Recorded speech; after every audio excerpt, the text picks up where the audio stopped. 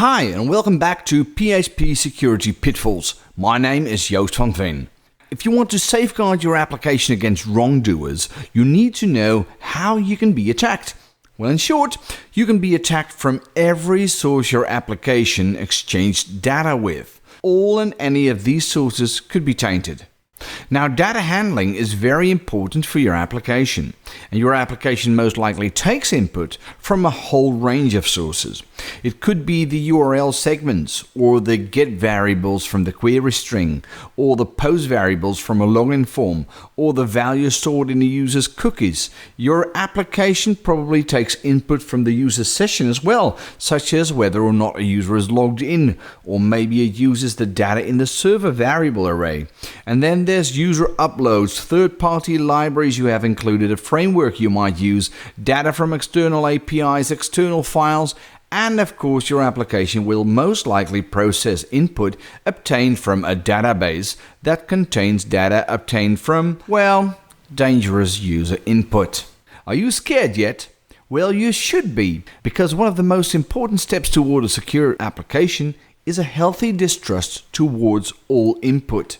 Well, the bottom line is trust nobody and nothing. Treat all data you come across as hostile. You build an application around expected behavior, but you need to build security measures around unexpected behavior. Always assume the worst case scenario. If you understand what's the worst that could go wrong, it will help you assess and prioritize security issues. Use multiple security layers, or what some people might call defense in depth, so that if an attacker succeeds in bypassing your first layer of security measures, he is swiftly greeted by a second layer. Then you should keep it simple, so there is less room for errors.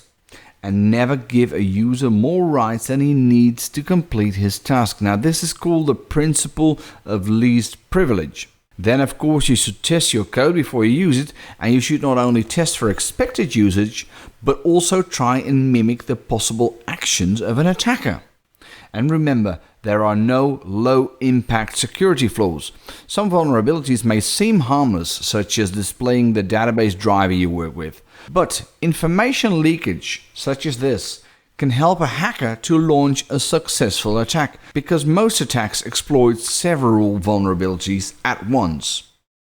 Well, that's quite a depressing list we've got there, but then again, most programmers are very good at doomsday thinking, so this could actually turn out to be fun. Let's get our hands dirty with input validation in the next video. I'll see you there.